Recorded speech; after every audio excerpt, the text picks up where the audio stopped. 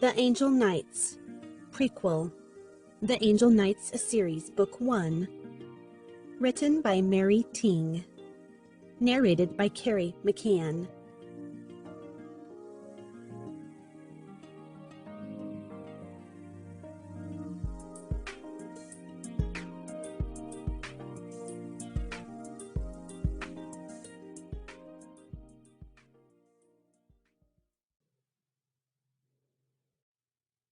The Angel Knights. Prequel to The Chosen Knights. Lucia. Chapter 1. Shh, my father whispered. With his sword by his side, he held out his hand to gesture for us to stay behind him. My team listened, mimicking the way he held his weapon, as we allowed him to take the lead. Fear had taken me over, and my heart pounded against my chest. This terror was easier to conquer during training than in real life. Our team had scouted around the world with our mentor, Uncle Davin, many times before, but Father's presence meant we were about to face very powerful demons. For the first time since I'd been born, a disturbance had awakened at a place in between heaven and earth called Insula. Knowing such a marvelous place had evil lurking about gave me the creeps. The grand mountain and its soft waterfalls, with the blanket of vast flowers spreading, rolling foothills as far as I could see, radiated an enchanting sight in Insula, a place of splendor, the vividness of the colors and the stillness, almost like a painting. What are we waiting for? Uncle Davin asked from Father's side. To see where these demons are hiding. Something isn't right. I can't seem to pinpoint its direction, yet I can feel them so close. I feel the same way, Michael. Uncle Davin glanced around, sniffing. That pleasant scent is throwing me off. I want to drown myself in these flowers. Father's words sent goosebumps running up my spine. If he couldn't detect them, how were we supposed to? But I knew what he meant. The same sensation flooded through me. My brother, Zachary, looked baffled, too. The other 3 members of my team glanced around erratically with huge, terrified eyes. I understood. We had to conquer our fears, remember the strategies we'd learned, and pray we came out alive. Unfortunately, danger followed us because of who we were. Demon hunters. Venators. Gripping my sword tighter, I prepared for what may come. Father gazed down at the colorful flowers surrounding us, reaching about knee-high. They resembled the California poppy in the human world, but in such magical places, flowers were large in size and difficult to move through. Something is coming. Can you feel it, Michael? Uncle Davin asked. Yes. Father turned to Zachary and me. No matter what, stay behind me. Then he gazed at Victoria, Jude, and Isaac. Stay behind Davin. It smells nasty. Victoria turned in a complete circle. The sweet fragrance is gone. Victoria was right, but Father's wings slowly expanding distracted me. Each feather moved into place, layering one on top of the other, fanning out to its fullest. His heart-shaped wings were sharp as knives in battle form, towering over us, making me feel so small. Father had a warrior's body, but his wings alone made a statement. They were deadly enough to scare anyone away, and yet they were the most magnificent things I'd ever seen. Swords up! Father ordered and raised his own. Then he looked down at the flowers and his eyes grew in recognition. I should have known. They're in the... Before he finished, the demons sprang out from the flowers like ghosts, resembling the color of the flower at first, then transforming into the white, translucent form we'd studied. They looked harmless until they showed their true faces. With hideous, skeletal heads and bony hands, they each held a sword in front of them. White mist! Jude shouted, hands trembling hard enough to shake the sword. Great. My favorite. Uncle Davin sounded annoyed. Out of all the demons, why does it have to be them? Before my mind registered the situation, a demon swung its sword at me. Father jumped in front of me and struck the demon. Stunned to see them in real life, I'd frozen in place. On your guard, Lucia. Father snapped me out of my stupor. Pushing aside the fear, I blocked a hit meant for me. As my confidence grew, I strategized my next move. Flashing my wings open, I used them as a shield and fought off the demons surrounding me. Uncle Davin wrestled the hilt away and stabbed the creature through the left side of its chest. "Aim for the heart. That's the only way you can defeat it," he screamed. Uncle Davin had told us about them. He'd once fought these evil beings in a high school gymnasium when they were after my mother. "Jude!" Victoria shouted. Several demons had raised Jude by his wings. Swinging his weapon in every direction, he struggled to free himself. Putting away my sword, I willed my bow to appear and shot Radiant Orb, which shone brightly enough to blind a demon. It hit one dead on, just before the creature struck Jude, allowing him enough time to slash at it with his sword. Uncle Davin caught him in mid-air and brought him down safely. We did not have ordinary bows. They were thick and long, without any strings or arrows. When we needed to use them, we pulled back our arm as if there were an arrow and string attached to the bow and then let go. What came out of the bow was magical. Silver lights, like lightning bolts, sizzled and zapped to the target. The force and direction were pretty accurate. The bow also lit up on command in dark places. I'd made the mistake of being too concerned about Jude when I should have been concentrating on my own safety. It had been ingrained in me from training, but I had failed to learn thus far. One of the demons knocked me to the ground, and just as its sword dropped down toward me, I rolled over. It missed, but I had another problem. I now faced 3 demons at once.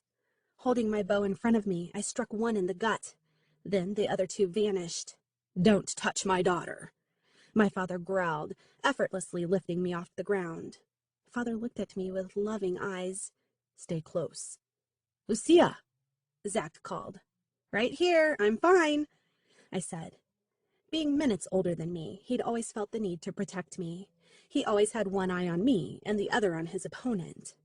As the clanking of swords continued, our blows sent flower bits flying into the air. The demons flew in every direction, trying to confuse us. Stabbing their hearts when they moved like the wind proved to be harder than it looked. Several of the demons came at me at once, so I ducked and curled inward to block their blows, bringing my wings around to cover me completely. Then I flashed my wings open to knock them down. "Great job," Father said, finishing the rest of the demons on my tail.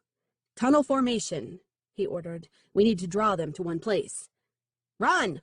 Uncle Davin commanded. Knowing what he meant, we ran at the speed with which only angels moved. The demons were confused, trying to attack but unable to focus. When they had been surrounded by the tunnel of wind we had created, Father flew up high and dove down in the middle, spinning rapidly with his sword extended and using his wings as weapons as well. While Father continued, we joined in. Before I could count to 10, the demons were all destroyed, and my heart became steady again. The demons had turned to white ashes floating around us. It looked like snow, or even feathers, but they were far from beautiful.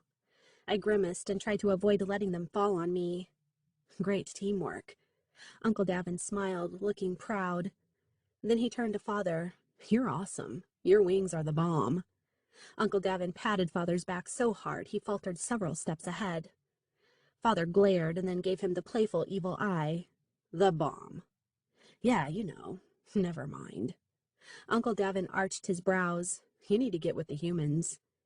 He patted Father again and walked away with a smirk. What did he mean, the bomb? Father muttered under his breath. I giggled. Father had told me Uncle Davin went out of his way to blend in with the humans and learn all the slang words. At times, Uncle Davin would travel to Earth alone and tell us what he'd observed when he came back. We'd learned so much about humans from Uncle Davin. The bomb? Victoria's long, neatly braided hair was disheveled. Her bangs covered one side of her furrowed eyebrows. I've never heard that phrase before. We didn't do too badly, so I say we were the bomb, too. Isaac waggled his brows, his blue eyes twinkling. I'm just glad your father came with us. I'm not sure what we would have done. Jude's mouth pinched together in worry. He seemed traumatized by what he'd been through. By the way, thank you for looking after me. I smiled. You would have done the same for me. We are a team, after all. Zachary draped his arm around Jude to give him comfort. It would have taken us longer to have Insula back under control, but we would have been just fine. Uncle Davin would have still come to guide us. I didn't know if Jude believed Zachary, but his shoulders eased and his wings relaxed. Zachary is right, Father stated firmly. Don't ever underestimate yourself and your team. If you allow fear and doubt to take you over, you'll not only hurt yourself, but your team too. The damage done by the demons was horrendous. A massive space, which was once covered in flowers, lay flowerless and covered in white ashes. As if Father knew my thoughts, he rested his arm around my shoulder and his wings covered me protectively. They'll grow back. He kissed my forehead. But you won't, so always be careful. He paused. Let's go home. One by one, we soared in a straight-line formation behind Father. The area where we'd battled held much evidence of demon presence. Eventually, like Father said, the flowers would grow back. To me, it symbolized that good would conquer evil in the long run. Chapter 2. I resided in Crossroads, a place between heaven and earth. My mother had traveled through her dreams and met my father there. Due to her special soul, the fallen wanted her, so my father and other Nephilim, half human and half angel, were sent to earth to protect her. Little did they know my mother's soul was the key for the fallen to enter Crossroads. My parents fell in love, which our handbook declared a big fat no-no. But even the divine laws couldn't stop their undeniable love, and thus my brother Zachary and I were born. At 17, I'd been training 3/4 of my life, since I was old enough to hold a sword. My training included instruction in physical combat and various types of weapons, swords, crossbows, and daggers. In addition, I'd learned how to spot a demon, how to home in on conversations with my super hearing, and how to block out unnecessary noises. We also delved into human mannerisms and their history, since there were occasions when we had to interact with them. When flying to Crossroads, one first saw the white fluffy clouds, layered like a thick blanket next to the castle in Halo City. Around the crystal castle glowed a ring, illuminated like the sun. It shielded the realm against all evil. Darkness could not exist in Halo City because light ruled between heaven and earth. As soon as we walked through the thick double doors, Mother greeted us with hugs and a smile of relief. She looked angelic and elegant in her long white dress, and not a strand peeped out of place on her braided hair. I knew she was worried, but knowing Father had gone with us seemed to have eased her concern. "You're all back safe." Mother clasped her hands together. "Great teamwork, as always." Mother's eyes locked with Father's. "They were the bomb." Father winked. I heard the chuckles behind me from the others, and I couldn't help laughing with them. "The bomb?" Mother giggled. "Why, Michael, I didn't know you knew such a word." "Of course I do." Father tilted his head back, trying to act cool. On the way to Crossroads, I'd explained what the bomb meant and when to use it. Mother shook her head with a smile. "Children, why don't you head to the discussion room with Davin? The other Venators are waiting for your arrival." Mother shifted her attention to Father. "Michael, come with me. The Divine Elders will be holding a meeting regarding the recent missions. Some were not successful." The Divine Elders consisted of 12 angels who oversaw humanity and assigned missions. My parents had been asked to join when spaces became available due to betrayal and death of other council members. They didn't have much choice, since the Divine Elders needed their guidance. When we arrived at the Venators' meeting room, everyone eagerly waited in their seats. Some of them came from Nubilis City, a place hidden among the clouds. It was also a training facility, but we had been trained solely in Crossroads. My parents wouldn't have allowed us to be separated. "Welcome." Uncle Davin greeted the room filled with demon hunters while we took our seats. There must have been 1,000 of us. He waited for the noise to settle, then continued. "As you already know, there have been more demon appearances lately. This only means the fallen are possibly regrouping. Today, a small group of us went to Insula, and sure enough, they were present. Why, we don't know. Usually they are in search of a hideout. I believe this is just the beginning, and we must intensify our training. Would anyone like to share where your team has traveled and if you have found anything?" "Yes," Uncle Davin said when one of the Venators raised his hand. "What is your name?" "My name is Dominic. I have been training at Nubilis City with Austin, our mentor. We were investigating a place called Specus just before we were told to come here for a brief meeting. We encountered the Fallen, but they left without a word or a fight." Uncle Davin rubbed his jaw with a nod. "I see. Again, I believe they're scouting for places to make their home. Specus was theirs at one point. They'll most likely go to a familiar location first and test it out, and then seek elsewhere if we show up. They're probably looking for somewhere their presence can be undetected. Anyone else who would like to share? A girl at the back of the room raised her hand. Bethel, you may speak, Uncle Davin announced. She cleared her throat and began, "We failed our mission." Her tone sounded shaky and nervous. What do you mean? Uncle Davin furrowed his brows. About 20 of us went to an abandoned warehouse in New York City. The fallen were there, and more than half of us didn't make it back home. Sharp gasps echoed throughout the room, and then dead silence. That's very unfortunate. Uncle Davin consoled. I'm sorry to tell you it won't be the last time. It's the exact reason you are trained to harden your hearts. Yes, we are a family, but we are also demon-hunting angels. We mourn our loss, but we can't allow it to hold us back. I didn't know Bethel, but I sensed her pain. We were taught to protect our hearts from emotions, but being half human, it was challenging. Victoria and I exchanged glances. I assumed we had the same thoughts. We could have lost Jude that day. I could only imagine how Bethel must have felt to see so many die right before her eyes. Who was your leader? Uncle Davin broke me out of my thoughts. Gregory, she whimpered, still overcome by her emotions. He gave up his life so we could escape. Uncle Davin looked shocked at first, and then he composed his expression to neutral. I didn't know, he said softly. I would have found out after this meeting, when I'm supposed to meet up with other leaders. He bowed his head for a second and then looked up. He was a great leader. He will be greatly missed. The ache in my heart deepened to see Uncle Davin hurting. He hid his emotions well, but I saw he cared about this angel. Uncle Davin was one of the most unique angels I'd ever known. His jovial personality made him lovable, a friend to all, and at times more like a human than an angel. We were sent to Los Angeles, and other groups were sent to other U.S. cities, one spoke up. Some of us didn't make it back home. Uncle Davin's shoulders tensed and his jaw tightened. This only means you need more intense training, and we also need to send a larger number of you. No more investigating. We go in as if we are at war. There is power in numbers. You are dismissed.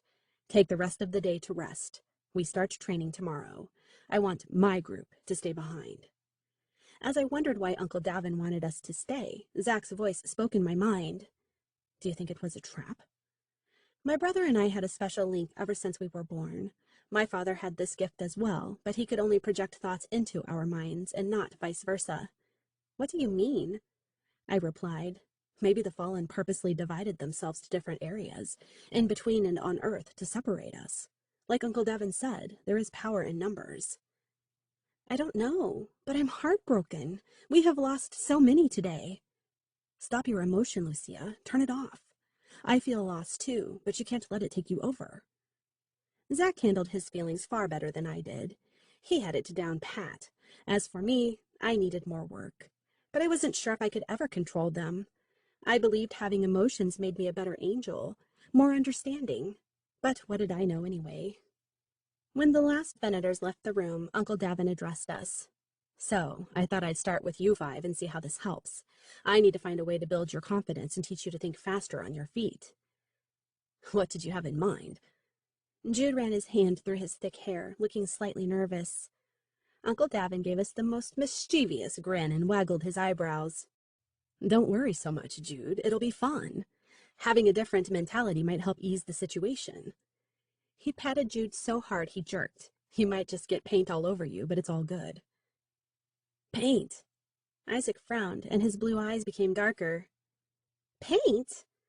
Victoria questioned, her eyebrows pinched at the center. I don't like paint.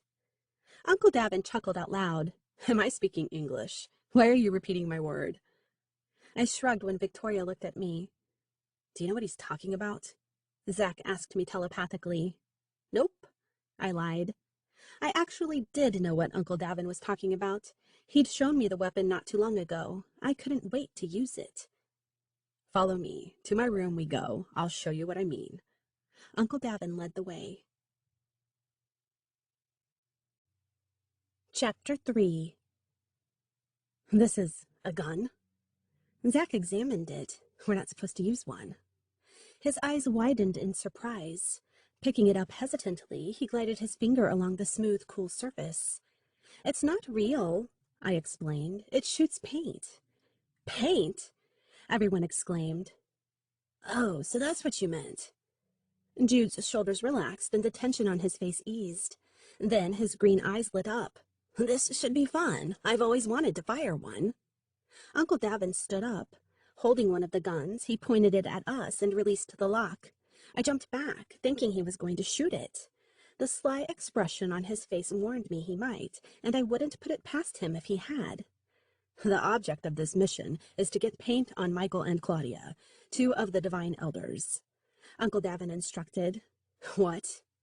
Isaac narrowed his eyes. "What do you mean? We can't. We're going to get suspended." He ran his hand down his face.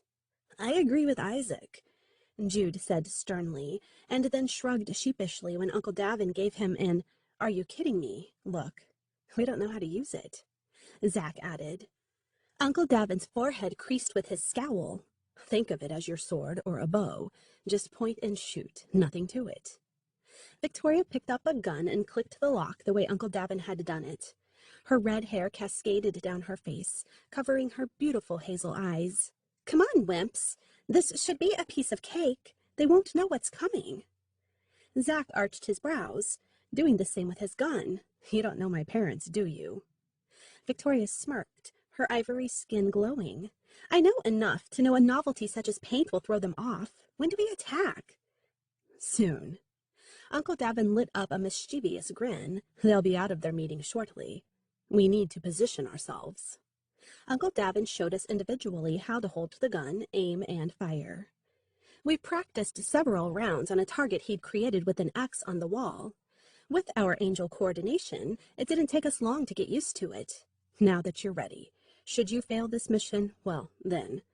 Uncle Davin shrugged. "I guess there will be an extra tedious exercise added to your training."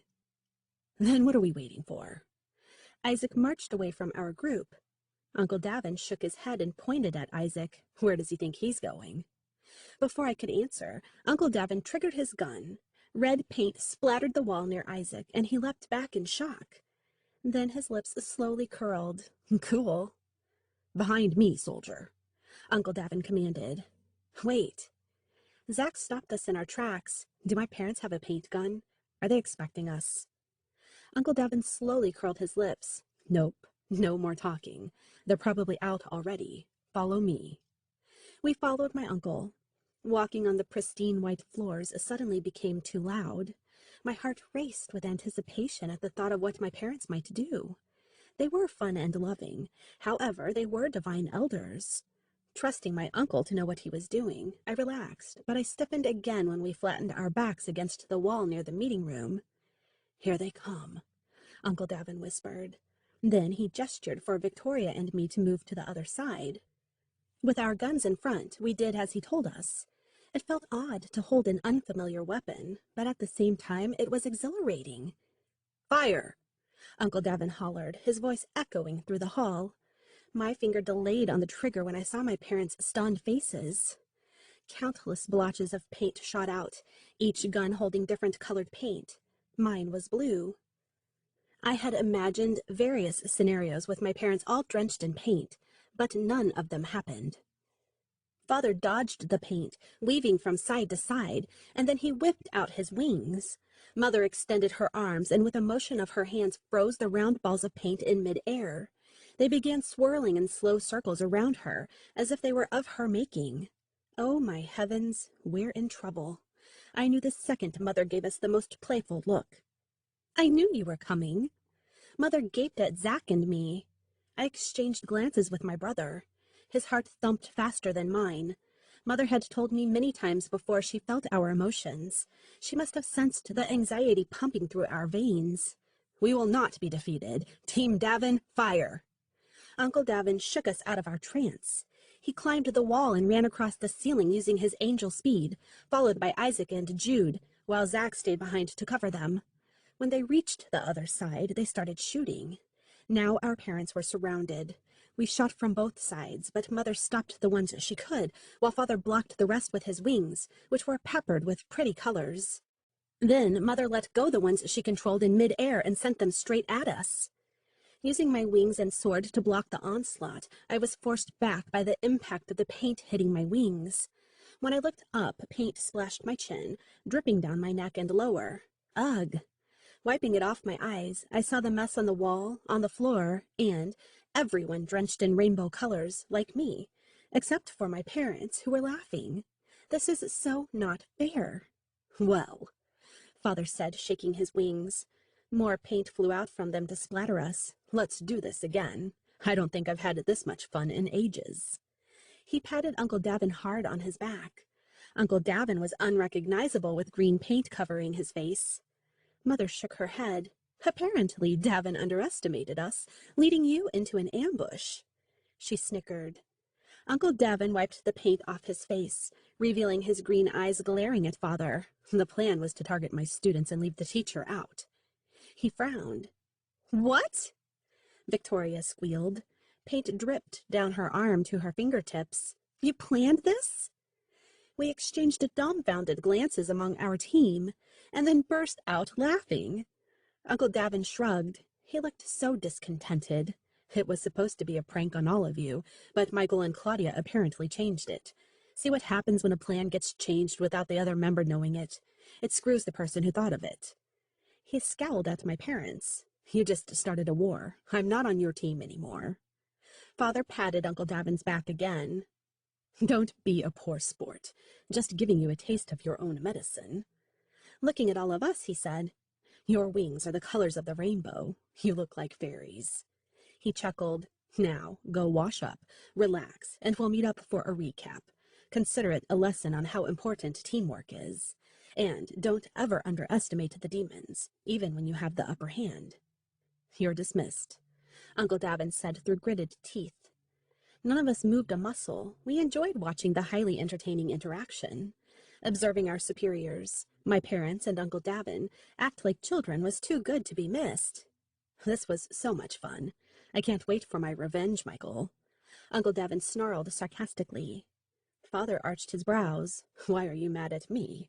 It was Claudia's idea. Uncle Davin slowly turned his head to Mother. Claudia, tell me it isn't so. Mother wouldn't look at him, but the smile on her face answered his question.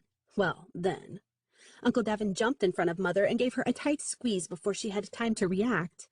Mother screamed, Davin! When he backed off, Mother was smeared in paint, looking horrified. Uncle Davin chuckled and opened his arms to Father. Give me a hug, Michael. Father backed away and turned to us. Venators, I give you permission to fire away at Davin. We looked at each other and smiled in agreement. After all, we'd just found out Uncle Davin's plan to get us ambushed. Raising our guns, we fired until the guns clicked on empty chambers. I'm going to get you back, Michael. Team, stand down. Uncle Davin hollered.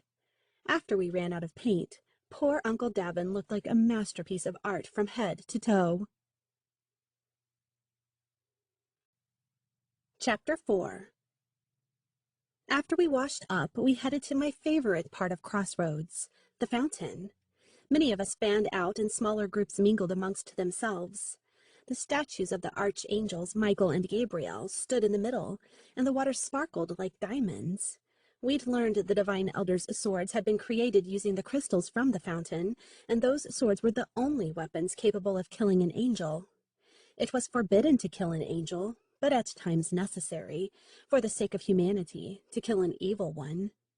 Many battles had occurred between the angels, demons, fallen, and even among the divine elders who had betrayed them before Zack and I were born.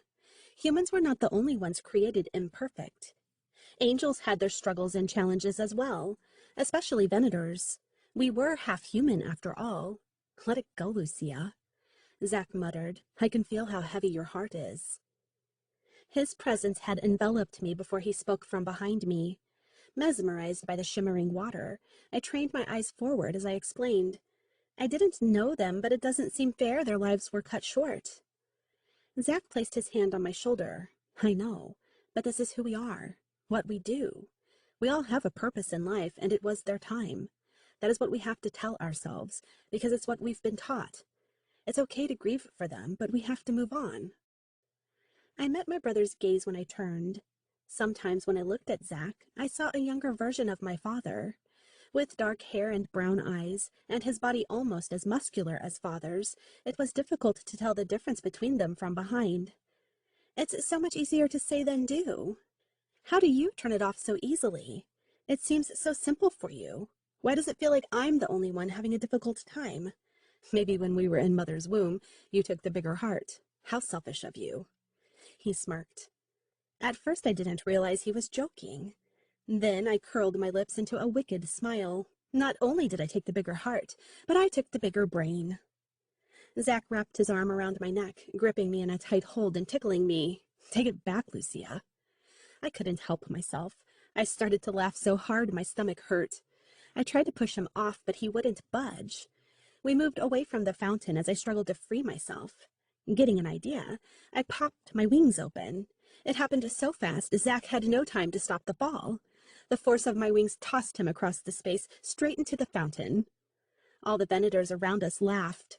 I knew all of them by name, but I didn't know them well. None of us were friends, in the proper sense of the word. We only knew how to work as a team, and then we went our separate ways, never getting too close. It was one way to guard our hearts. Like Zach reminded me, it was who we were. In my peripheral vision, the rest of my team appeared, Isaac and Jude to my left and Victoria to my right. Taking a dip, Zachary. My father appeared, helping him out of the water. I believe Davin fell in once or twice, or several times. Sometimes by my doing. He chuckled. Well, for me it was Lucia. He grunted, glaring at me as he shook his wings like a dog when it got out of water. You started it, so you got what you deserved. I stuck my tongue out at him. Lucia, don't, Mother said softly. She'd appeared out of thin air, making me gasp a little. When Mother spoke, I listened. Her voice seemed to hold some kind of obedience power. I covered my mouth with my hand, showing her I knew she wasn't happy with me. Releasing it, I said, Uncle Davin does it all the time. Does what? Father turned his attention back to us. Sticks at his tongue, mostly at you, Zach answered, still glaring at me. Father smiled and let out a short snort. That's nothing new. He rolled his eyes. He's been doing it since the day he met me in Halo City. I told him many times I would cut it off. Cut what off? Uncle Davin asked, appearing behind us. Sometimes it could get a little creepy when the elders materialized without any warning. Your tongue, Father answered matter-of-factly. Uncle Davin paced along the length of the fountain, keeping his eyes rooted on Father. He was scheming some plan from the way his expressions changed from thoughtful to playful. Then he slowly willed his sword. I'm going to pluck your feathers from your wings and make you look like an ugly goose. Or maybe I'll make a goose-down blanket instead. Father shook his head, trying not to laugh, and so was I. Uncle Davin bounced around like a boxer. Come on, chicken. The word slithered out of his mouth as if he knew it would get Father all riled up. Show me what you've got. Father's amused expression changed at the word chicken. His eyes darkened, muscles grew taut, and jaw clenched, and though I knew he wouldn't hurt Uncle Davin, he looked like a predator.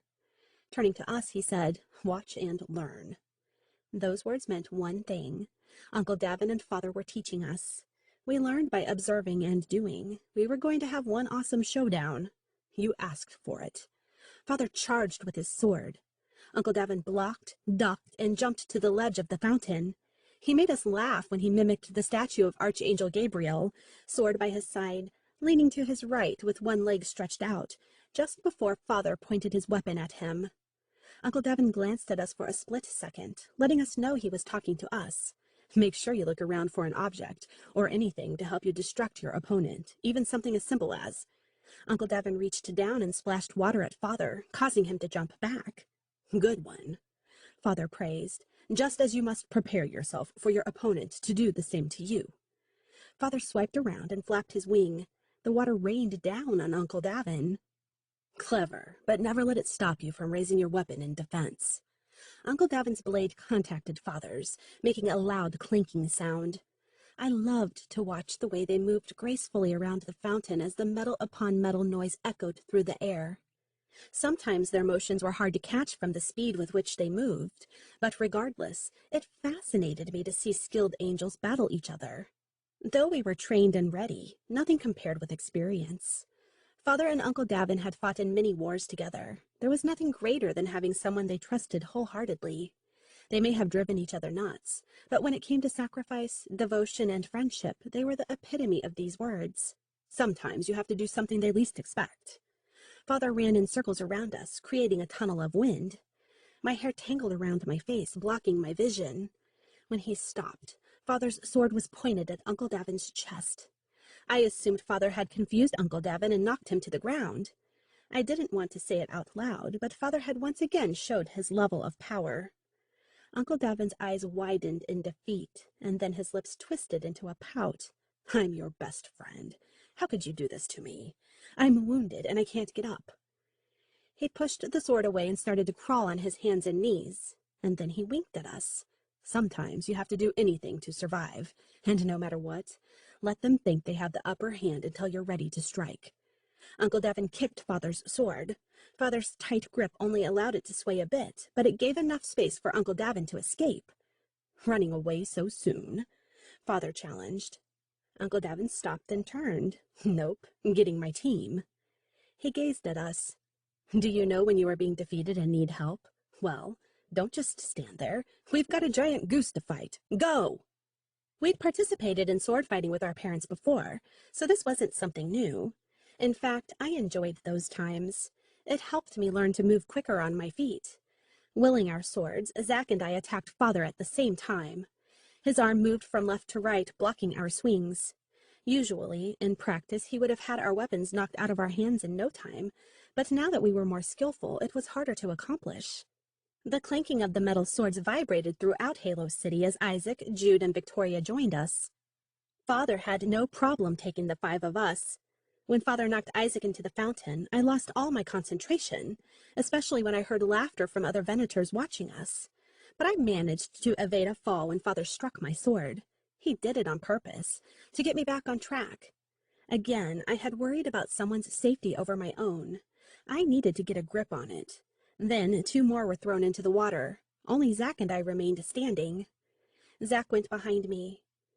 We were back to back, covering all angles, like we'd been taught, while Father paced around us, looking for an opening. But we stood our ground. Zack and I took slow, small steps, keeping our eyes on Father. His wings alone were intimidating. Don't let anything distract you, Lucia. Father guided. Keep your eyes on me, my eyes, my hands, and my feet. Father's wings expanded all the way, fanning ever so slowly, trying to distract us. His wings were so grand, towering over us. Knowing they could be used as a weapon, I kept my eyes on them. Unfortunately, Zack didn't. Father knocked him back into the water, creating a massive splash. Father's wings were like a bat to a ball. When he turned to me, I gasped and swallowed a lump of fear. I drove my sword forward to push his wings away, only to be blocked by his sword. Good girl, Lucia. Show no fear. Target wisely, but don't look down. Little did I know he had given me a warning. I dipped my head, and that action ended me. I landed flat on my butt by a swipe of Father's sword. He'd used the flat side of it to knock me down and brushed me away with his powerful wings as if I were weightless. My wings were powerful too, but I needed to think to use them more often. Father had been gentle with me. I skidded next to the fountain instead of into it, like the others. Davin, they need more work. Father frowned, sounding upset. Your team will be sent to New York, where more than half of the Venators fell. I know you're going with them, but I'm going to have to go too. Uncle Davin ran his hand down his face and puffed out air. They are ready. They just need more practice. And you're a mean giant with oversized wings. Nobody has wings like yours. They're still in training. Mother looked worried, locking eyes with Father. Father stroked her cheek. Don't worry, my love. I will go with them. Their team might be the best, but they're still too young, inexperienced. Mother closed her eyes when Father kissed her lips. Love and affection sparked in her eyes when she opened them. As you once were. They will find their way. We're being overly protective, but I'm glad you're going with them. Uncle Davin wrapped his arms around Mother's shoulders. So, when is this mission supposed to happen? When the sun goes down tonight, Mother replied. Someone is being the third wheel, Father mumbled under his breath. Uncle Davin gazed at Mother. Yeah, Claudia, stop being the third wheel. He shook his head and snickered. You can't come. As much as I know you want to, you are third in command. And since Catherine is visiting from Nubilis City, and Michael will be coming with us, you're going to have to stay put. Father and Mother exchanged glances with a smile. From the way he had gazed at her, I knew he had communicated with her through her mind. They had something up their sleeves. Davin, Mother purred sweetly. How would you like to take a dip in the pool? Uncle Davin's eyes grew wider. We don't have a pool. We have a lake, and who says I want? He shook his head and stuck out his hands. Oh, no, you don't. It was too late. Mother used her powers and pushed him back with the light which glowed from her hands. See you later. What is it you always say? Father swatted him with his wings, and Uncle Davin landed in the fountain. It's alligator, you big fat demon-winged monster. He sputtered water out of his mouth. Everyone laughed at seeing the grown-ups acting like teens. Evidently, Father and Uncle Davin had a love-hate relationship. Children, Mother said after the laughter died down and Uncle Davin had dried himself. Father and I would like a word with you both. Chapter 5. Zach and I sat comfortably on our parents' sofa, across from the window. Not only did they have a marvelous view of the fountain and the halo ring around the castle, it was triple the size of our bedrooms. Though none of us had pictures on the walls, my mother insisted on having them on hers, especially our baby and family ones. I understood, since she had been born and raised on Earth. Humans liked to capture and remember their precious memories through photos. Do you know why we're here? Zach leaned back, enjoying the view. He was always the one on time and the worrier, but also predictable. I, on the other hand, liked to call myself a free spirit. They probably want to spend time with us. I tapped his bicep. It felt hard as a rock, like Father's. Sometimes I forgot how strong he was. It was odd to watch him transform into a man, growing taller than me and sprouting muscles like Father's. We weren't little anymore. Our responsibilities and our expectations had changed. In a way, it saddened me. I got off the sofa and hugged Mother when she walked into the room. Lucia. Her tone was warm and loving when she called my name. Stroking my hair, she continued, Are you okay? You're not hurt, are you? She caressed my cheek. I assumed she was talking about the training by the fountain. Sometimes Uncle Davin picked the most unexpected times and places. He had his own agenda, different from other mentors. But my parents trusted him and wouldn't want anyone else looking after us when they weren't around. I'm fine, Mother. I smiled and let out a soft laugh. I'm used to being knocked around. Mother shifted her attention to Zachary when he appeared by her side. Hello, Mother. She placed her hands on his shoulders and smiled proudly. Hello, my son. I can't believe how much you look like your father in every way. Where has the time gone? It flew too fast, Father said, walking in to join us.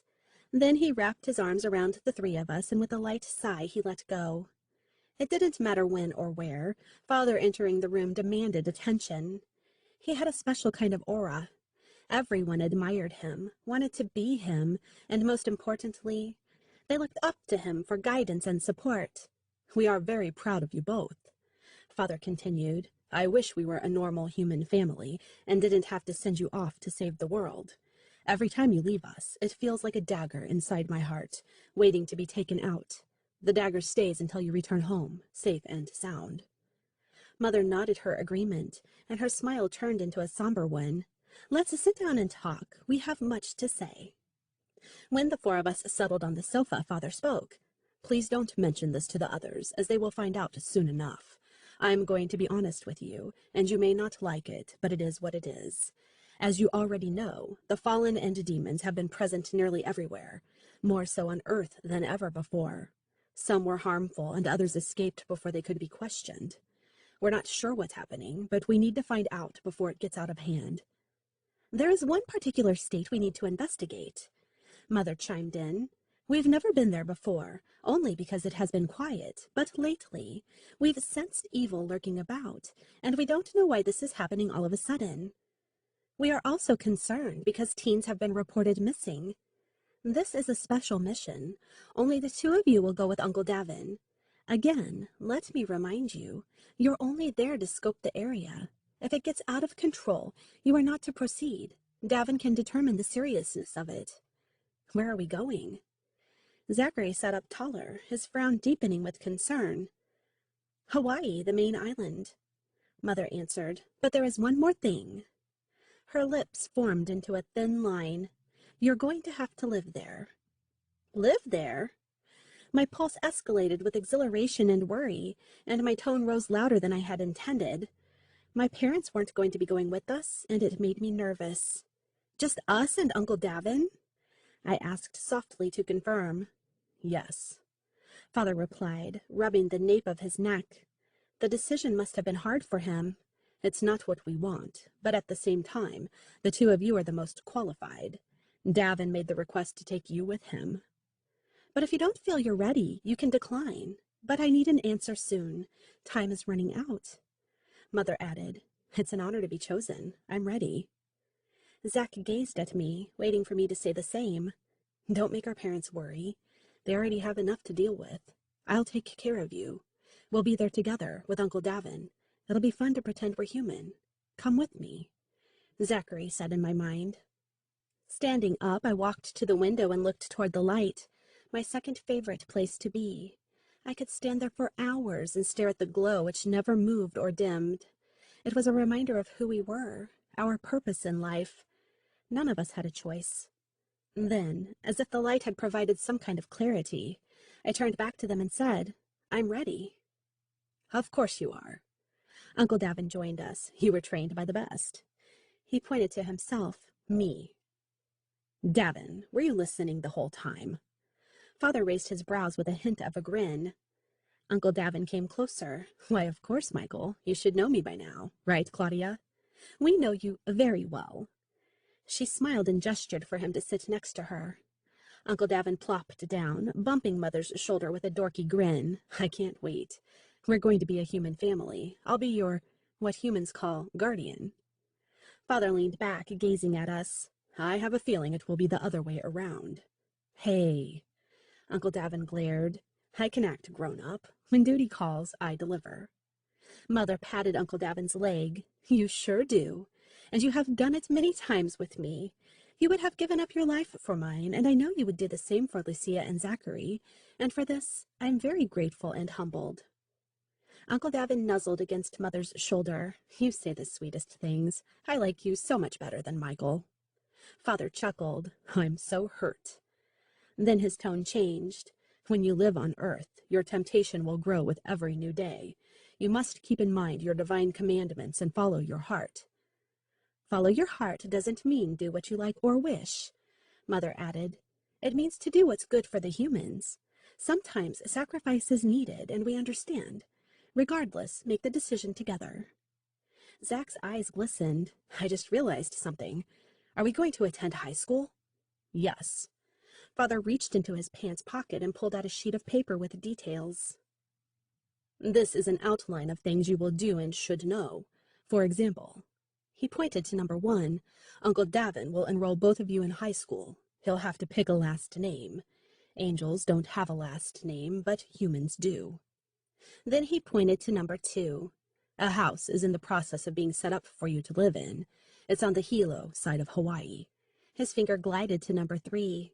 Unfortunately, children your age already know how to drive, so Davin will train you beforehand. Zachary fist-bumped with Uncle Davin, something he'd learned from him. Fantastic, I can't wait. It's better to fly than drive. Father threw in, glancing down to number 4. Says you. Uncle Davin mumbled under his breath. You're not good at it, that's all. You don't appreciate the fine art of automobiles. Mother had told me how much Uncle Davin loved cars. Father cleared his throat to get our attention. Number 5. Do not use your powers in front of humans. No exceptions. Davin will go down the list with you again before you leave. When will this happen? I asked hesitantly. Very soon. In human time, about a week. Mother tried to give a reassuring smile, but she couldn't hide her feelings. It was as hard for her to let go as it was for me. but I wasn't sure about Zach. It would be the first time we would be apart from our parents for who knew how long. Uncle Davin placed his hand on Mother's arm. Don't be sad. We'll be home before you know it. In the meantime, I'm going to have to excuse Lucia and Zachary. I need them to practice with their bows before we leave for New York. New York comes first before Hawaii. Mother stood up and gave us a hug and a kiss. Be careful. I'll be thinking of you. Then she turned to Father. Bring everyone home, my love, and come home soon. Father embraced Mother, taking her in his arms.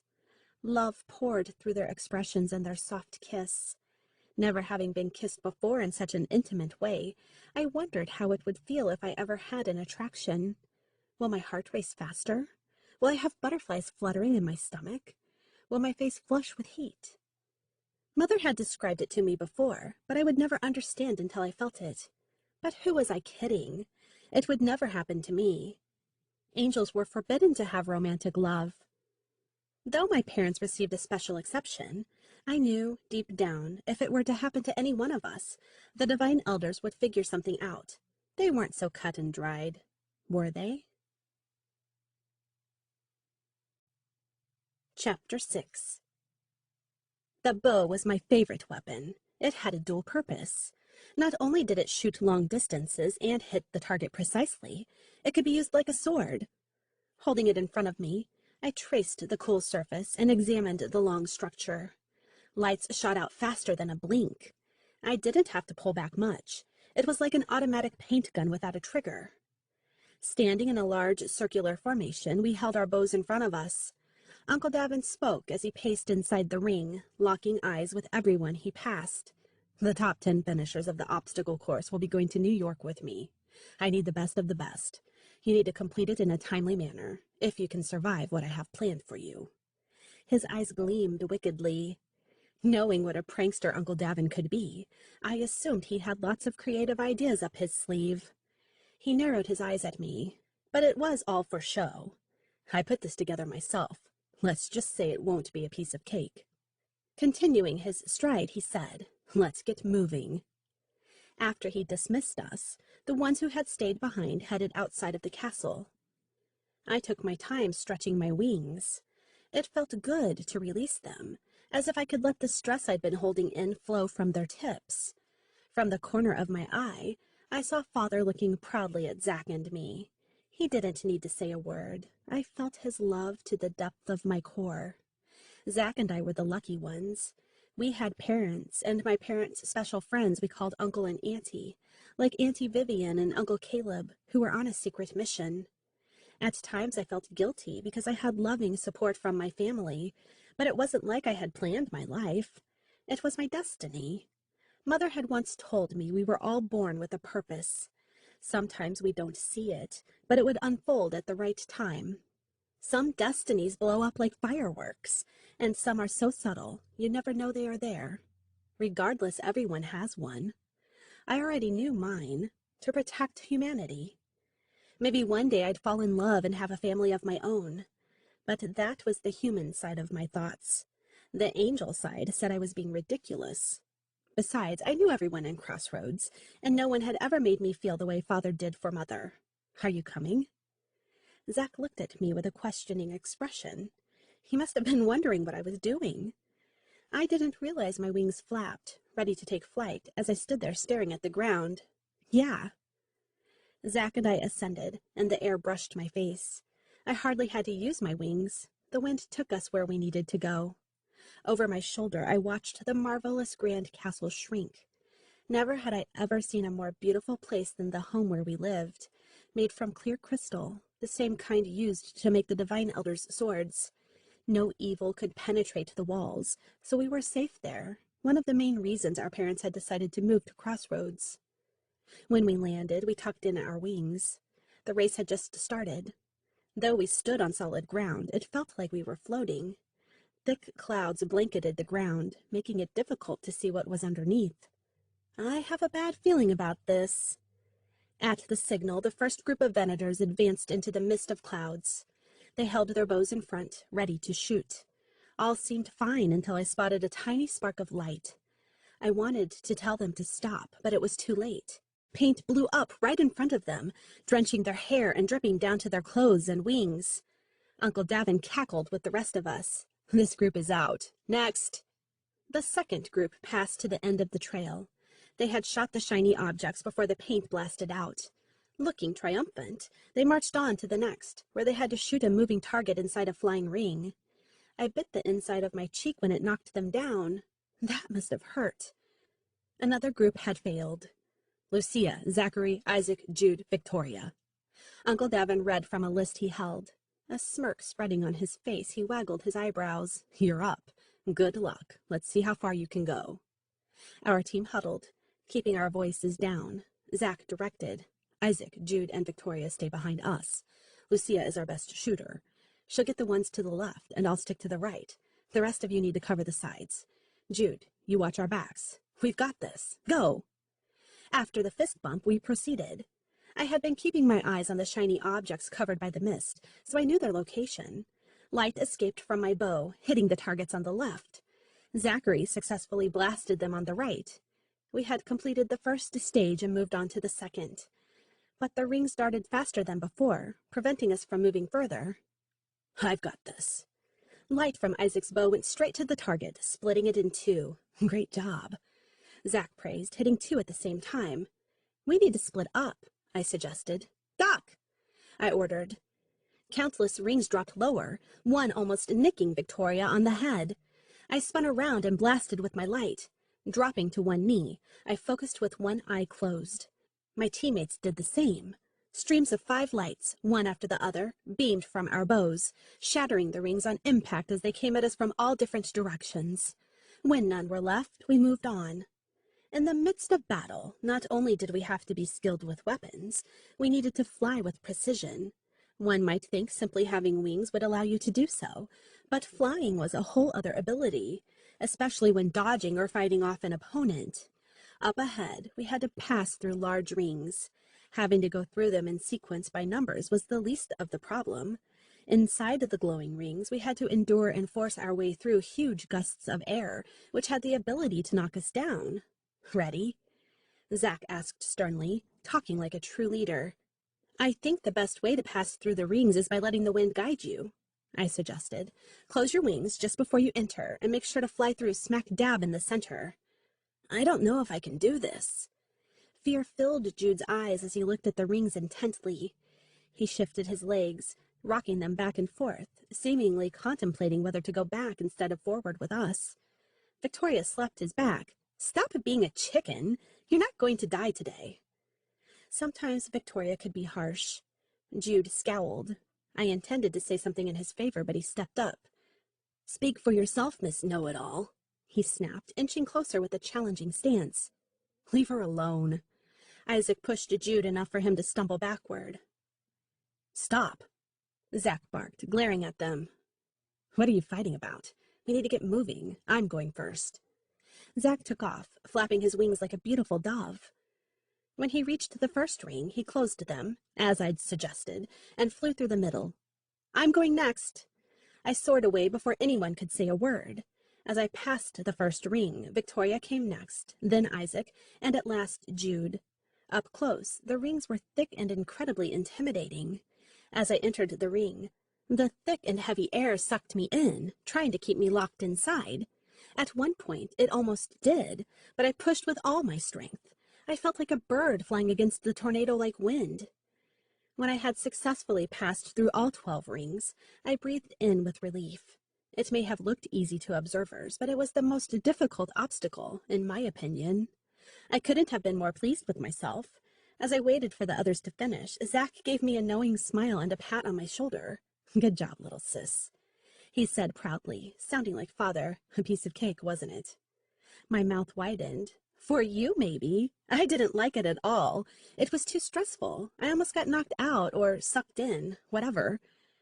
As I said those words, Victoria's body got stuck like tape to the last ring. Oh, no. I mumbled under my breath. I felt her frustration. Victoria and I were as close to being friends as possible, and on missions together, I trusted her to watch my back. Victoria struggled to set herself free.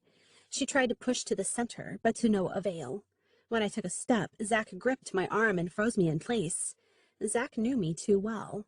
I had thought about aiding Victoria, but I had finished the course and couldn't go back. No, he hissed. Let Isaac or Jude help her. Isaac dove in faster. His flight speed increased every second. He looked like a rocket that had just been launched. When he passed through the final ring, he grabbed Victoria. His body sprang back like a coiled spring, but he managed to pull both of them out. Then Jude flew through without a hitch with the ugliest expression on his face. He probably thought he would collide with them. Our team cheered, and so did the others as they waited for us at the finish line. I knew you could do it, Uncle Davin said to our team. Piece of cake, right? I arched my brows in confusion. I thought you said it wasn't a piece of cake. He shrugged. Well, it wouldn't be for some. Besides, if I had told you it was, then you wouldn't have tried so hard. I always try my best, Uncle Davin. I threw in. He ruffled my hair. That you do. Then he shifted his attention to the others. It's time to send the next team. Let's see how far you can go. Chapter 7. Several other groups made it to the finish line, but Uncle Davin picked the groups with the fastest time. Our group was in, and the other one was from Nubilis City. Though I had seen them before, I didn't know them well enough to call them by name. They were a determined team, if a bit reserved. They never smiled, nor did they speak unnecessarily. A sample of fine, polished demon hunters. The plan had been set in motion, to descend to Earth when the sun went down. The flight to the warehouse had a breathtaking view. New York City glowed with colorful neon at night, but the serene ambience faded when we landed. A layer of mist blanketed the street, sending an eerie shiver down my spine. Though the streetlights cast a dim light, I felt the presence of evil. What kind of evil, I didn't know. Demons came in all kinds of hideous, monstrous forms. I prayed our mission would be quick and easy. Father leaped to the roof while we entered through the front door of a massive warehouse. One could get lost in there. The large, oversized crates lined all the way to the back. Keeping our footsteps nearly silent, we headed forward. Lux, I whispered, willing my bow to light up when I noted others had done so with theirs. 11 glowing lights, counting my uncle's, cautiously strode ahead. When he silently gestured with his hands for us to split up, my team sped to the other crates. Pressing our backs against them, we cautiously moved forward, keeping our eyes on the other team. We heard no sounds, but I felt something wicked there. As I glanced around, I recalled the last meeting before we left. Uncle Davin had said the teams were ambushed not just by fallen angels, but giant monsters called Hellguards from the abyss. How they had escaped was another mystery we would have to solve another time. First, we needed to make it out of there alive and with answers, if possible. The anticipation of what we were about to face drove me to the edge. My heart beat out of control and blood rushed to my face. I wanted it to be over, and yet I didn't want it to begin. We had passed about 10 crates when we came to the dead center of the space, and still no sign of said demons. Until the crates around us burst open. I ducked low and covered my head with my arms to keep from getting hit by the large wooden splinters. What came out of the crates frightened me motionless. I had seen pictures of demons such as these during our training, but it was nothing like seeing them in real life. Towering over me, a head in the form of a dragon snapped and focused on me. It had claws like a lion and sported a long tail with a serpent's head at the tip. After I assessed the monster, I shot my light from the bow and missed. From the corners of my eyes, I saw the lights fired from my team at the beasts surrounding us. Watch out, Uncle Davin warned. They're breathing fire. He hid behind the broken crates for shelter. As we ran from the blistering blasts, we hid behind any shelter we found. But when I heard the screams of agony, I snuck a peek. 3 of the Nubilis teammates had burned to a crisp. My heart sank and fear gripped me again, taking control of my muscles and my courage. I couldn't breathe. I'd never witnessed the death of a teammate before. It affected me so powerfully I couldn't move, but that was dangerous. I would be letting the other members of my team down. As I inhaled a long breath and positioned my bow, glass from above shattered like falling rain, causing the 5 monsters to spread apart. Father charging in with rage added fuel to my shrinking courage. Father never landed. He stopped in mid-air to face one of the monsters. He punched its head, knocking it across the room, smashing the other crates as it landed on them. Pulling out his sword, Father blocked the tail and sliced through its head. It turned to stone, then crumbled to nothing but ashes. Father whipped around and ran toward us. "Fire!" Uncle Davin commanded when the 4 remaining monsters were far apart from each other. They were easier to battle separately than when they were all charged at once, spitting fire. Our team jumped to safety as lights from our bows darted out to the beasts. It pushed them back, but it didn't do any damage. Looks like we have to cut off the heads. Expanding my wings, I flew in circles, causing the monster near me to spin around, following my every move. Sometimes its fire missed me by only inches. "Cut off the tail," I said to Zachary in my mind. "I'll work on the head." Zachary tried to do as I asked, but cutting off a snake's head while it waved a long, slithering tongue wasn't easy. Its tongue darted out in quick lashes. Zach managed to slice its tongue with his bow when it came at him, and then he finally hit the tail. When it twisted its head away from me, I went in for the kill, but I had to back away.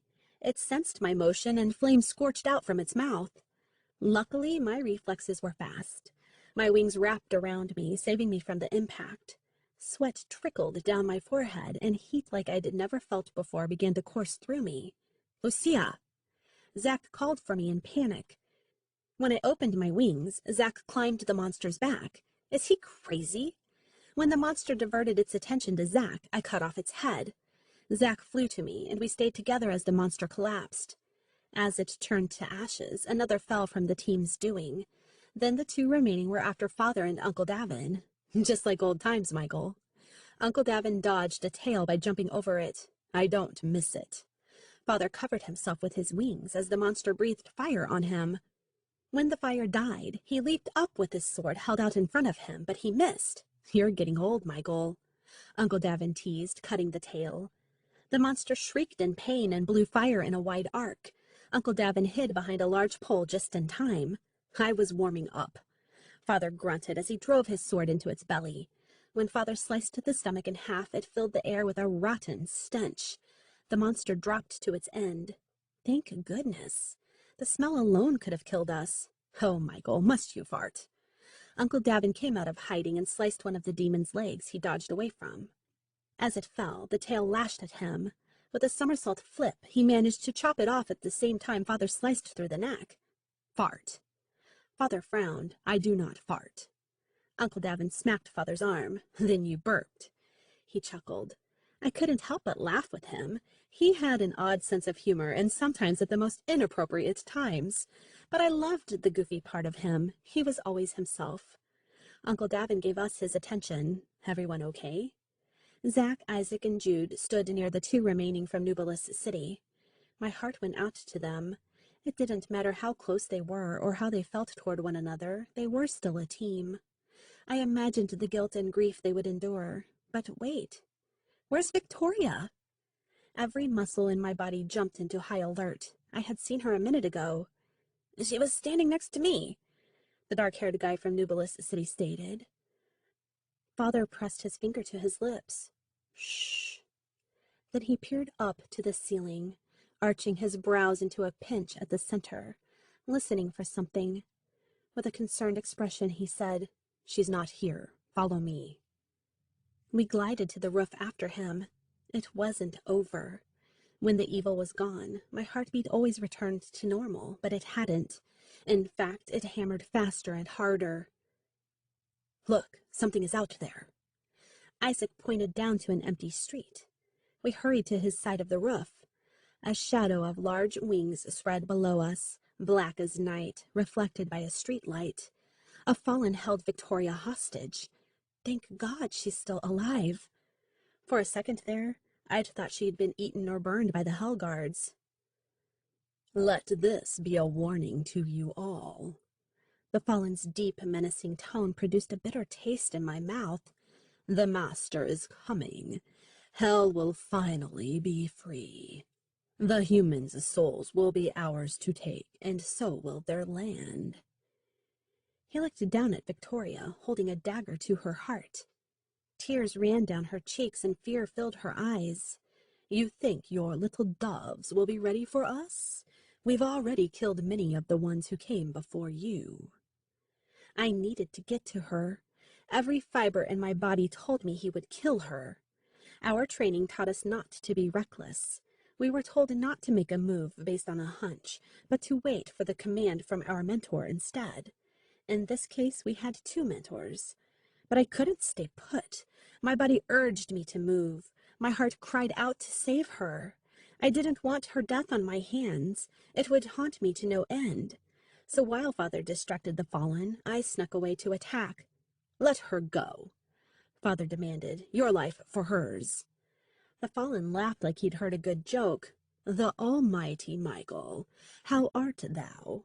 We all know the traitor you are. We have no mercy for traitors and their followers." With those words, his dagger set in motion and I rammed into him. Big mistake. "Lucia!" My father's cry pulled me out of my daze. Someone had knocked me to the other side of the street and I had hit the lamp post.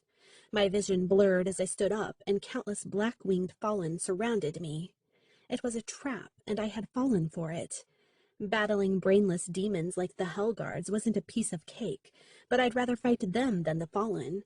They were more skilled, conniving, vicious, and the epitome of evil. I'd heard how ruthless they were, and I'd just found out for myself. Two fallen were holding me hostage, while the others stood in front of me with Victoria, who struggled to set herself free. "Why, look here, Michael. I caught me another dove." The fallen grinned triumphantly. "Won't the master be proud of me that I've killed two more?" His tongue glided across his lips at the same time he caressed my face. I grimaced and jerked my head away. "This one is beautiful. I think I'll have my way with her and then rip out her heart." He leaned into me, pressing his face to my hair, and touched my cheek with his. I wanted to throw up. I shivered, mentally blocking out the vision of his words from my mind. Fear would not take me. I had created my situation, and it was up to me to get out of it. Knowing I had backup, my courage grew. The fallen pierced his dark, devious eyes into mine as if he could reach inside my soul. His brows were thick, nose sharp, and his lips so thin they were hardly there. His ghostly pale skin revealed a long scar running from his temple to his chin on his left cheek. "Please, let her go. You have me," I stammered. "Oh, this one is so brave. What a great combination. Maybe I'll brainwash her and train her to be on our side." He hissed at me, showing me all of his abnormally sharp teeth. They appeared as if he had purposely sharpened them. My team had gotten closer, but where were Uncle Davin and Zach? Knowing we were outnumbered 3-1 didn't give me much hope, but I had to remind myself we were stronger than we thought. Father and Uncle Davin were with us, the greatest demon hunters of their time. "I am giving you one last warning," Father stated with authority. The fallen laughed again, mocking Father. "You're giving me a warning? Let me tell you my name, so everyone will remember it when they die. I'm called Mortem, meaning death." Trailing the dagger down Victoria's neck, he nicked it. Crimson liquid seeped from the wound, creating a red line down the front of her. "Beautiful. I love this color. I can't wait to see more of it on her." Then, with a wicked grin, he plunged the sword into Victoria's heart. "No!" I screamed, feeling my heart crush. The sound of my agony bounced against several streetlights nearby and destroyed the dim light they shone upon us. It was the first time I had ever displayed such emotion, and the first time I had ever shown archangel power. Granted, it had been something insignificant, but it was a big deal to me. But my actions were quickly forgotten. I concentrated on the blood flowing from Victoria's mouth and her wound. It spread so fast she died instantly. "How could you?" I demanded, tears pooling in my eyes. Feeling drained from what happened, I wanted to drop to the ground. Mortem shoved his face into mine, and I turned away again. "Do you feel bad for her?" He gripped my arms, and I still felt his eyes on me. "You're different from the others I've killed. There's something special about you. When I wouldn't look at him, he yelled, "Look at me!" I slowly raised my head and gave him a sly smile. Glaring at him, I said, "I am looking at you, but you shouldn't be looking at me, idiot. You need to look up." On cue, Uncle Davin and Zack dropped from the building where they had been hiding and eliminated the two holding me. At the same time, I headbutted Mortem and knocked him down. Father and the other Venators charged from the other side. Angelic lights flashed across the darkness like shooting stars. The clink of metal upon metal echoed like loud thunder. Willing my bow, I jabbed the fallen coming at me in the ribs and sliced his body in half. I took flight to get away from the other fallen, but they followed close behind me. Without hesitation, I fired at them. Falling to the ground, they turned to ashes and disappeared. From my elevated position, I shot out from my bow. A second later, Zack and Isaac joined me, and together we were hitting our targets. Most of the fallen had been killed, and a few escaped. "This isn't over yet," Mortem sneered. "You might have won today, but the battle has just begun." He peered up at me, calculating. "See you soon, my little dove." His tone expressed a promise. Mortem jutted out his dark wings, and then with a spin he disappeared, along with the others who hadn't been too chicken to escape beforehand. "Is everyone all right?" Uncle Davin asked. I ignored him and kneeled next to Victoria's body. "I'm so sorry," I sobbed. "I'm sorry I couldn't help you escape. I did all I could." Tears poured down my face. I didn't know her well, but we'd fought together. She'd saved my life a couple of times, and she was the closest thing I'd ever had to a friend. Zack knelt beside me and wrapped his arm around my shoulder. He was such a great brother, always concerned about me. Maybe because I was the emotional one, the one who felt too much. She was brave. Uncle Davin scooped her up. The pain in everyone's eyes was palpable. She'll be greatly missed. Death was the absolute worst part of our calling. There would be many losses along our journey. That was a guarantee. But Victoria was my first loss, and she certainly wouldn't be the last. For now I would grieve, and I had to learn to deal with it. Father pulled me up from the ground and held me in his arms. "What you did was reckless. I know you did it because you cared for her. Frankly, I know you would have done it for any one of us, but you have to stay behind your mentor. You have to learn to control not just your fear, but your other emotions. That could have been you. Not to make Victoria's life mean any less, but you acted out of your own free will. There will be consequences when you pull yourself out of the team and act on your own. Do you understand, Lucia?" I nodded through tears, endless at the thought I would never see her again. Stop feeling. Mixed emotions tangled inside me. Fear, anger, pain, loss, and guilt, all at once, and I didn't know how to handle them. I'd never felt so much, and it was the first time I'd felt the ache of death. "It's okay," Father reassured, caressing my back as the love and warmth of him filled me. "This is all new for you. You have much to learn. One step at a time. Let's go home." Chapter 8. No funeral took place, the way humans would have mourned a family member or a friend. The ones who'd left us were sent to Nubilis City and were placed in their own casket. Nobody went there to place flowers or spend time on the anniversary of their deaths. We simply let it be and moved on. We guarded our hearts and accepted that they had passed on. Because to us, they had moved on to a happier place, and one day we would see them again. Victoria would mostly be missed by our team. She had no family. Except her human family she had opted to forget when she'd dedicated her life to be a Venator. As far as friends, friend was an odd word. Venators truly weren't capable of understanding the depth of its meaning. Humans understood it. They needed it, craved it. It was part of their world, like having no friends was a part of our world. Elders trained us to protect our hearts from human emotions, but could we completely block them out as half-humans? As the others returned from their missions, we learned many didn't make it back. Such unfortunate news meant the fallen angels and demons grew stronger. Lucia. Uncle Davin snapped me out of my thoughts. "Uncle Davin, did you need something?" I asked. He sounded desperate. No, I don't need anything. I want to make sure you're okay. It was your first loss. I remember when it happened to me. It took a while to get over it, but I promise you'll be able to bear it. When you're up against these demons, think of those who have passed on. Harden not your heart because they've died, but rejoice because they are living their new life. Fight with love in honor of them. Your mother can attest to that. She killed one of the most evil angels of all time. Okay. I nodded with a smile and hugged him. I appreciated his wisdom. He'd taken the time to find me to show he cared. But he didn't have to. I'd known since the day I could say his name he was part of my family. If anything happened to him, I would feel 1,000 times worse. Do you think you'll be ready to come with me, or do you think you need to stay behind? He asked when I released him. I'll understand if you need to stay close to your parents. My muscles became taut. I'd thought he'd changed his mind about me. Maybe this was his nice way of telling me he preferred someone else. Needing to convince him, I stood tall, marked with a serious expression.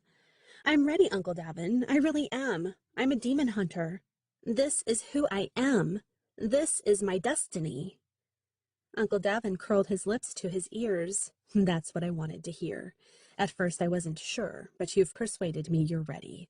We've got lots to prepare. Pretending to be a human is a lot of work. You and Zachary need to learn how to sit at a dinner table and understand how humans interact with one another. You're going to need cell phones, learn how to surf the net, and most importantly, how to act like high school students. I've been furnishing our home during my free time, getting it ready for us. And, oh, I need to take you school supply shopping, and we need to get you more suitable clothes. He assessed my clothing. You look like a karate student with your white wardrobe. I stared at him for a second, not understanding what he'd said. Karate was a foreign word to me, and then I remembered. He had explained what humans learned to defend themselves. Snorting, I grumbled, I do not. Then I glanced at my attire. White loose pants and a white long-sleeved shirt, an outfit Venators wore on a daily basis when we were at home in Halo City. It made us look innocent and angelic. Okay, maybe. I shrugged. Leaning closer so only he heard, I asked, Do I get to wear jeans? It's what you call those blue pants you're wearing, right? Yup.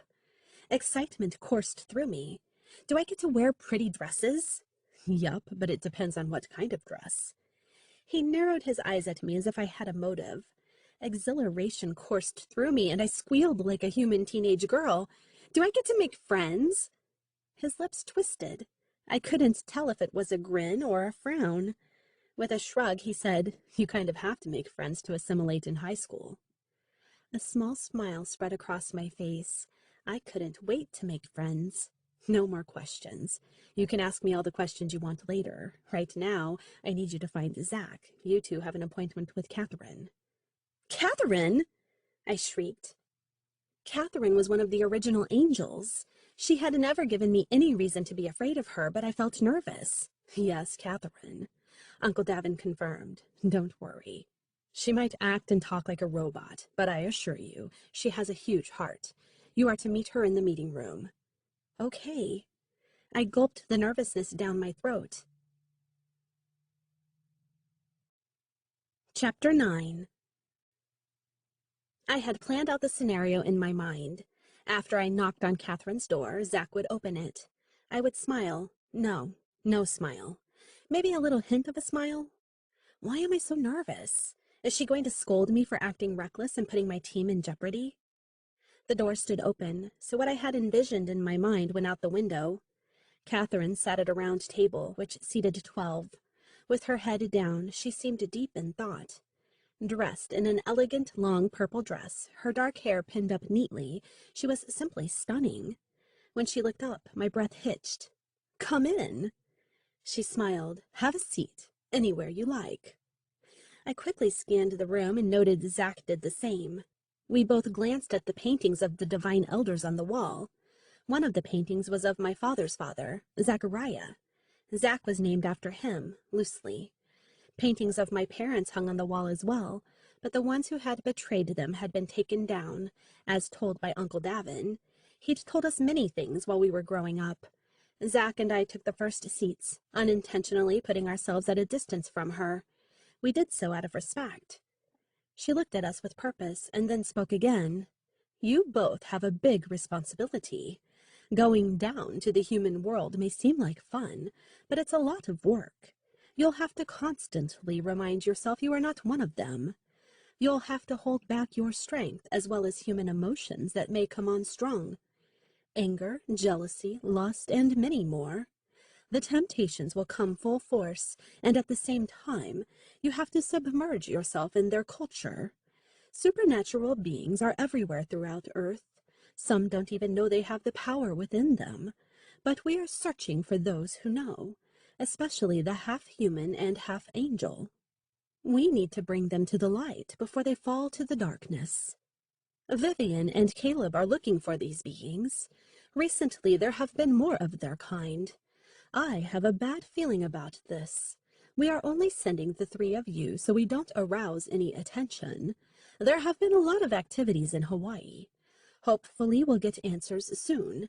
Without applying too much pressure, we are counting on your investigation. Do you have any questions? Zack and I exchanged glances and then turned back to Catherine. No, we will do our best, I stated with conviction. We are ready, Zack confirmed. Good. That's what I wanted to hear. Catherine smiled, looking content. After all, you are Michael and Claudia's children. You were meant to do great things. Everything happens for a reason. I held both of you in my arms when you were born, and I felt so much energy and light from you both. I believe one or both of you may have the gift of light like your mother. The light which will save us if ever needed. It is a glorious gift. Catherine stood up. Her dress swayed with the movement of her graceful stride as she walked toward us. Standing up, we were captured in her embrace. Godspeed, she said softly. We walked out feeling proud and partly confused. My gut feeling told me Catherine had held back information. Something in her eyes was deeply troubled. And it wasn't only her. The whole atmosphere in Crossroads felt different. I didn't know if what I'd sensed came from the many losses we'd experienced recently, or if in the pit of our guts we sensed something evil coming. Whatever the reason, I didn't like the feeling one bit. I'm excited to go, but I'm also worried about what we'll find. Zack muttered as we strode side by side to our training room. I wish we could go back to when we were young. Everything seemed so simpler then, and Victoria would be with us. My tone trailed off to a somber one. Zack draped his arm around my shoulder. I know what you mean. Don't worry, sis. I'll be there with you. You've got me. I snuggled closer to Zack, matching his steps. And you've got me. Something feels off. Do you feel it? He changed the tone of our conversation. I feel it, too. Mortem said their master was coming. Do you think there will be another uprising of the fallen and demons? It's possible. Anything is possible. It's been too quiet for too long. I bet they've been planning and scheming all these years in hiding. When one evil dies, another one rises to take its place. Let's hope we can stop this before it gets out of hand. Inhaling a deep breath, I rested my head on Zack's shoulder and looked out into the halo light. The light always gave me a sense of hope and serenity. I needed assurance that everything would turn out fine in the end. Then I pulled away from Zack as we rounded the corner of the hallway. When Zack opened the door to the ginormous room we entered every day to train, I gazed upon my peers with respect. Each and every one of them were giving up their lives for the sake of all of us. This gave me hope. With so much love and devotion in the room, light would conquer all. It had to. Chapter 10. A week had passed. We were cramming about human history, mannerisms, and everything else we needed to know. Though Zack and I prepared to submerge into human culture and traditions, there were still so many left to learn. One day at a time, I told myself. Like my parents and Uncle Davin had said before, it was all in the attitude. It all started there. It's time. We knew this day would come, but we're not prepared. Mother did her best to hide her emotion, but her eyes pooled with liquid and she forced a smile. Make sure to take care of each other, and Uncle Davin, too. Uncle Davin embraced her and let go.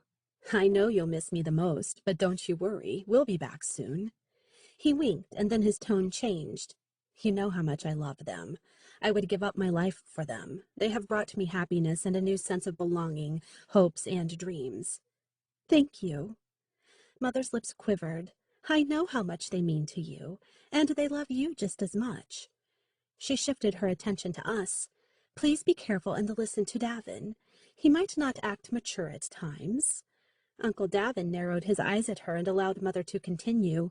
But he knows what he's doing. He's one of the top angels, and he believes you both are the best of the best, the reason why you've been chosen. Always remember, spread your wings, find your way, and soar as high as you can. Don't be afraid. Love will guide you. Then she embraced us with all of her love and slowly let go. Your mother is right, Father said. I don't want to repeat everything she said, but we want you to know how proud we are. Keep in mind to follow your heart. Remember all the rules in the Venator's handbook. It will help you keep a straight course. Father kissed our foreheads. Well, Davin, they are in your hands as you are in theirs. Be safe together. And if for any reason, though I hope that time won't come, we will be ready. Give us the word, we'll be there. As we backed away, ready to transport, I fought the tears threatening to fall. I needed to be strong, to let my parents know I would be fine. I was ready for this. I am a Venator, a demon-hunting angel. Trained from the age I could hold a sword, I was molded to be the best. Having an archangel bloodline, I am stronger and faster. They say the darkness is rising and we may be their last hope. I say, let the fallen and demons come. We will annihilate them. As those thoughts ran through my mind, a smile spread across my face. A new me, the confident demon hunter version, took form. Uncle Davin spread his arms and said, See you when I see you. Woohoo! Hawaii, here we come. Sunbathing, lots of pretty ladies in bikinis, and lots of alcohol 24 hours a day. Davin. Father frowned, but his eyes twinkled. Gotcha. Uncle Davin clicked his tongue. I'll be reporting soon. Bye. When Uncle Davin placed his arms around our shoulders, my parents became a blur and we were gone. Claudia. I jumped into Michael's arms and let the tears flow. It had been so long since I'd felt so empty in my heart. Even knowing that day would come, nothing could have prepared me. And knowing our children would possibly be in danger was the worst feeling of all. But I had no choice. It was who they were. My grandmother had tried to protect me from this life, but destiny always wins. You can't fight it, no matter how hard you try. Michael held me tighter. He was hurting, too. He wrapped his wings completely around us, knowing how much I loved to be surrounded by them. It gave me comfort for the moment, but the ache in every fiber of my being would still be there until my children safely returned home. I wished we could go with them, but we had to let go. The divine elders did not go hunting, nor did we interfere until we had to. But I made an exception for my children. Our duty was to oversee all the Venators, placing them in between, beyond, and throughout Earth. In some ways, they were our children, too. They weren't really children. In the angel world, anyone old enough to hold a sword and fight was of mature age. We all had the same job, to protect and defend the angel and human worlds.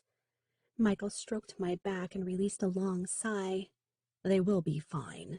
Davin is with them. I trust him with my own life, and they will have fun, too.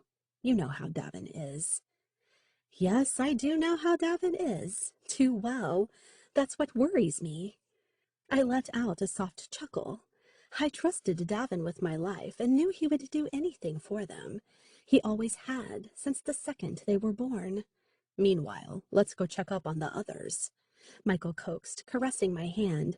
That should keep our minds occupied for a while. We also have a meeting with the Divine Elders. We're going to have to send teams to scout around the world as precautionary measures. I nodded to agree, but before I could say a word, Michael pressed his lips to mine for a toe-curling kind of kiss. For some reason, it reminded me of the time we'd spent by the waterfall. When he released me, I kept my eyes closed from being dazed and dizzy. His kisses were so powerful, causing me to feel so much. When I opened them, he held a naughty, playful grin. "Maybe we can do something else before we head to the meeting, Mr. Michael. Then we'll check up on the others." I waggled my eyebrows and gave him a seductive smile. "I like your thoughts, Mrs. Michael." Michael let out a soft, predatory growl, giving me the pleasant tingles in every nerve ending in my body.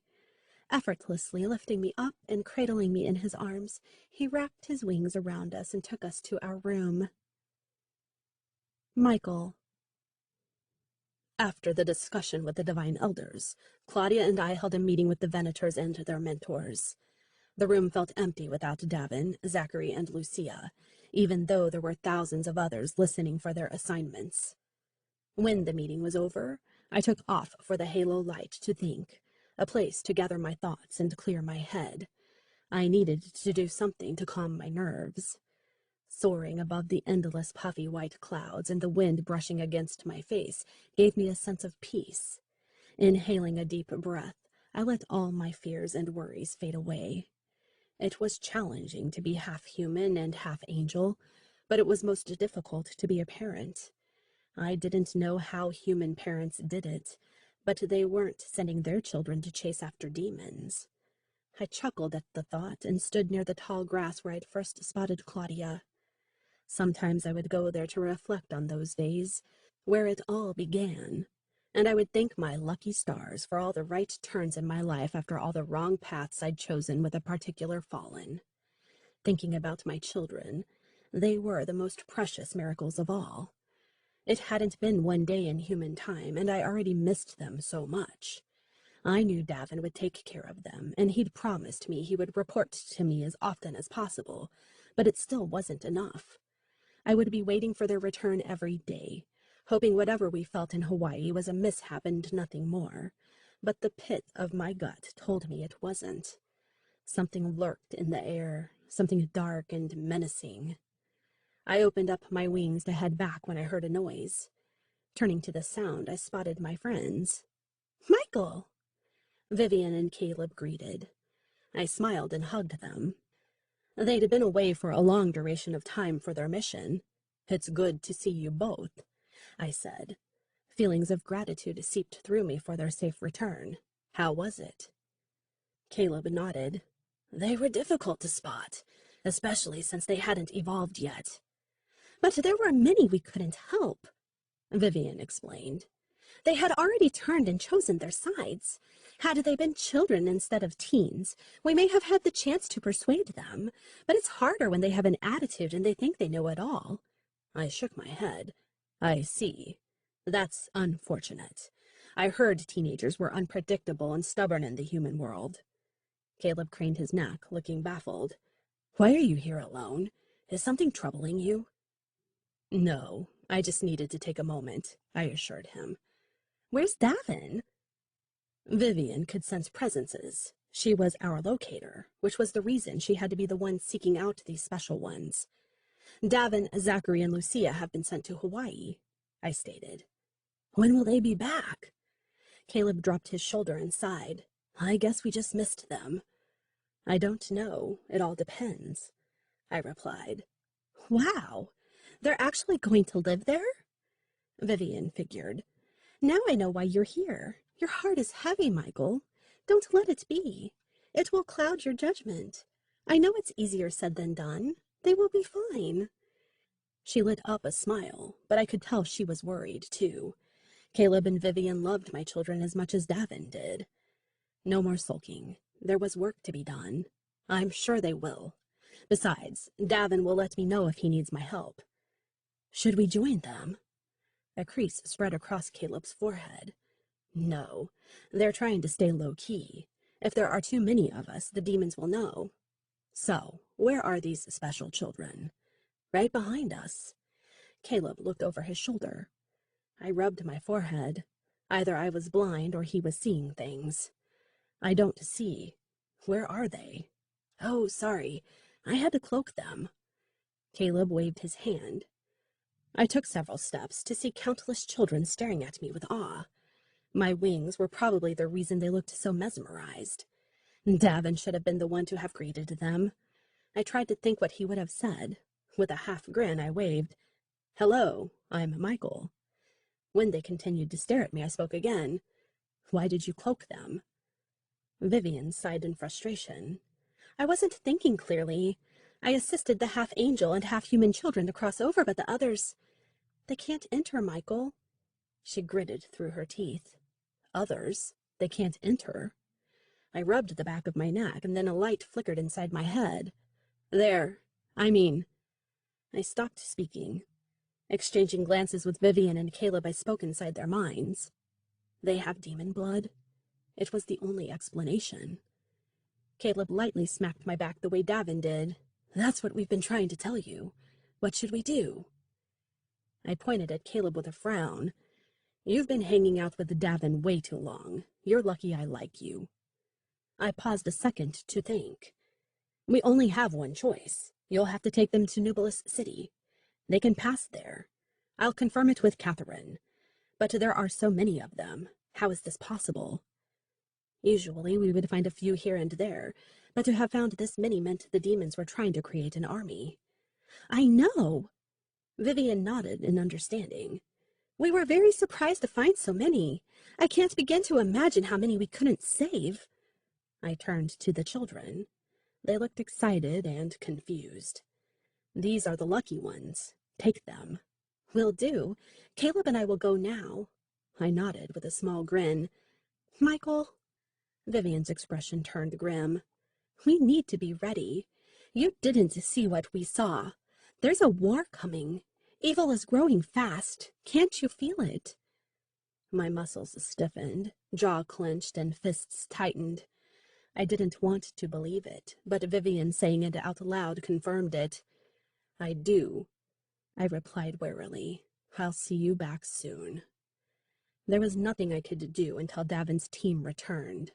Meanwhile, we would be ready for whatever was coming. After Vivian and Caleb left, I leaped and let my wings guide me back to the castle. The Fallen and demons were preparing for war. They were making a big mistake. I'd been through a lifetime of battles, fought the evilest of the fallen angels and demons. I was the one still standing. They had no idea who they were messing with. I couldn't wait to put them in their place. As for Mortem, he'd better pray he never crossed my path. I'd rip out his heart for touching my daughter and killing our kind. I will show him the meaning of his name. We'll be ready.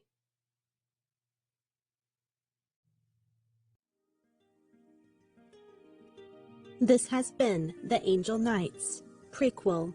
The Angel Knights series, Book 1, written by Mary Ting. Narrated by Carrie McCann. Copyright 2016 by Mary Ting.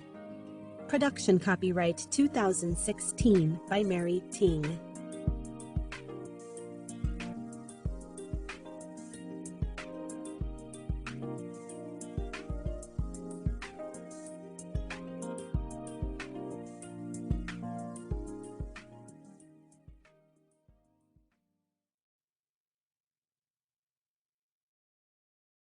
Audible hopes you have enjoyed.